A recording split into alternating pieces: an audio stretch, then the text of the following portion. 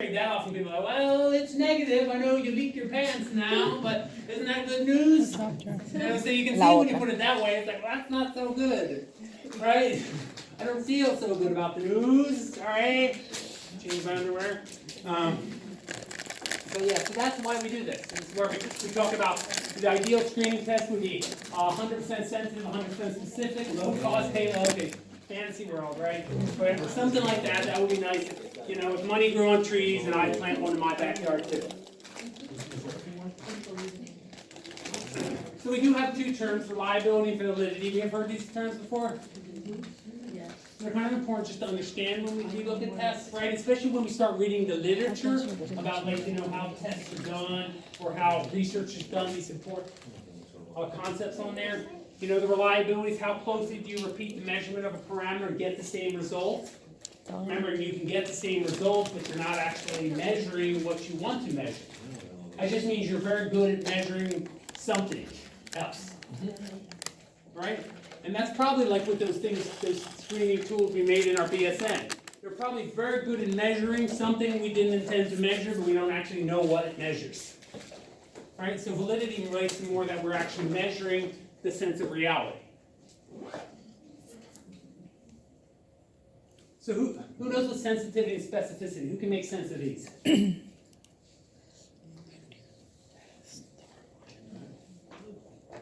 And put it in like more plain language. It's going to take a lot of courage. But even if you don't feel, if you're lacking courage, remember it's only fleeting. There'll be another time in your life you can feel more courageous. So, go for it. What are you going to do? Well, sensitivity or specificity? No, I was just going to say what I remember was. You can read the direction in case. No, like. Okay. So I remember the thing spin, which is specificity, helps rule things out.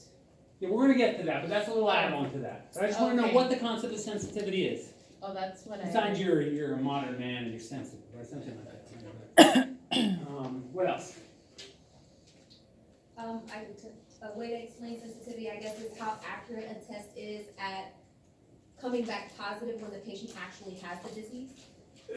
So how about using the terms reliable or valid? And so remember, accurate probably doesn't mean anything. So sensitivity would be a very reliable test for patients that actually have the disease. Right, so if you have the disease and we know they have the disease, right, it's validity, right?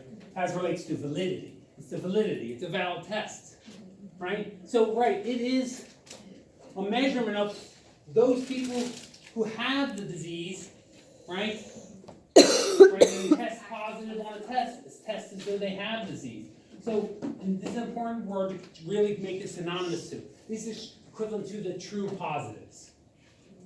So something is 98% sensitive, means 98% true positive rate. Who are the other 2%? False negatives. False negatives. Keep that in mind, right? So false negatives, it's important. That has to do with spin and snout, right? We'll connect it to that. Because, you know, something with a high true positive rate, by definition, has a low false negative rate. Right?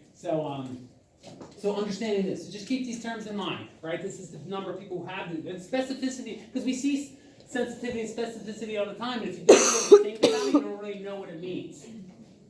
So how do you, like, for example, how do you take a test that's 80% sensitive? Is it a good test? Bad test? Could be better? Could be better? So that's what we do, right? Maybe you do a tuberculin skin test. Right, the sensitivity is not excellent on that. It might be around 80%. You start throwing people with BCG vaccines, you get all sorts of strange results on there. Right, but you change it by spacing it, and then we do two-step tests to improve the sensitivity of the test. We manipulate other factors to improve the sensitivity of the overall testing. Right, so specificity, who wants to take a stab at that?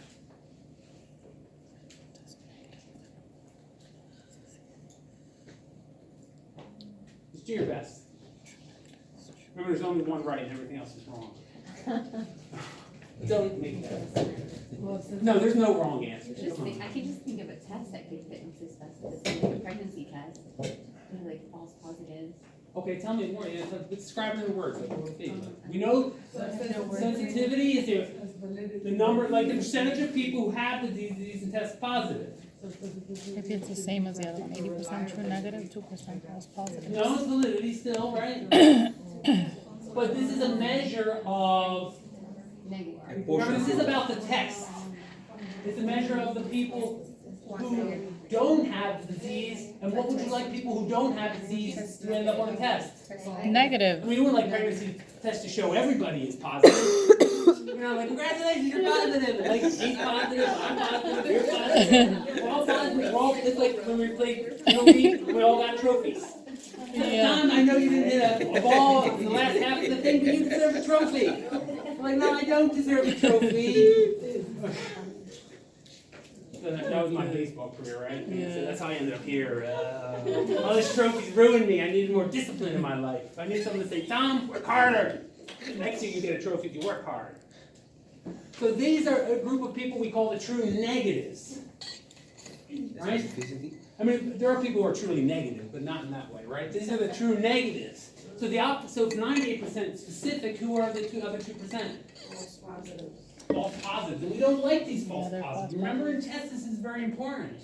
We don't like false negatives, and we don't like false positives. And we can't run the risk too much on either end. Right? False negatives, what happens to these people when they go out in the population? Thank you, doc, I'm out of here. Thanks for the test. Yeah. And they go out with the gonorrhea and they're, fine, thanks. What do? Well, they continue to suffer from the disease personally, and they may spread it to other people. But I said, thanks for the negative test.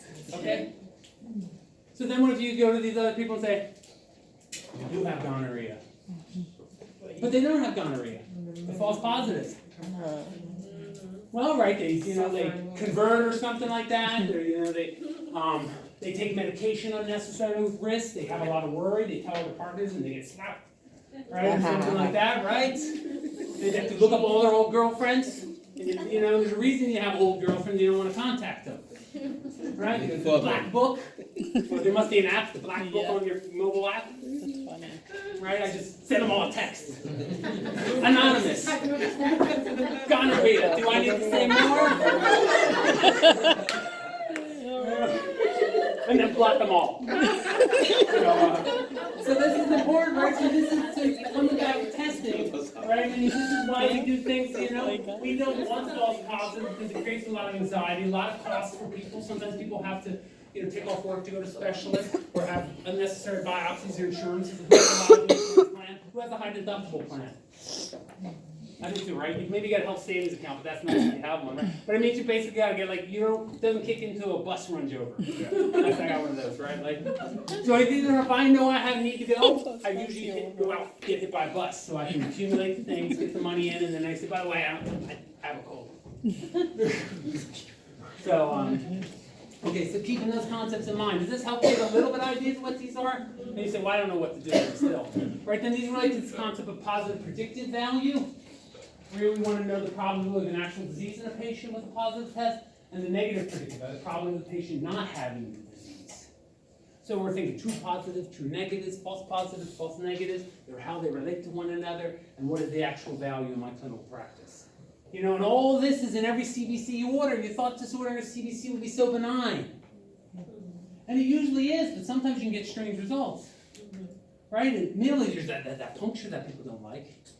Sometimes they pass out, they slide in the chair, they slip down or something like that. Right? So maybe they get an infection in worst case, right? Maybe you infiltrate them or do something weird with them, you don't know what you're doing, you're a student, I had someone do like that. All these students, well, how do you show me how you do it? Why do you always poke here? I said, why you just poke? Like you don't look for it? No, because it's usually there. That must not have a mechanism. Just come on, do something more than that. Sorry, it was all. So. Uh-oh.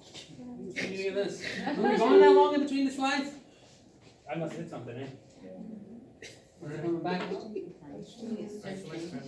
No signal. Coming back? It's the Ahí HDMI. se fue. What did I hit? Oh no, Search look, it. something came out. Look, there's mira, cordón ese. The HDMI, look, maybe it's that one. Oh, it's this one. Yeah, look at that one. Here. In that back there. Miguel, show it to him. That came out? Where'd that come from? Oh no, I didn't say what it was. Class is dismissed.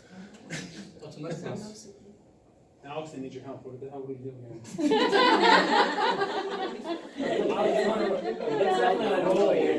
Oh, come on, Alex. I'm not your head. Did I hit anything? I know the chair flew back. Yeah, that was the chair. What do you think with the chair? You know what we're looking at? Blue cable? It's a big one. Is that HDMI? What is he though? It's gonna kill my internet. I know. He was all like in focus. Yeah, you think she knows it? No. Yeah, get her anyway. We'll just, oh my god, that was the infected one. They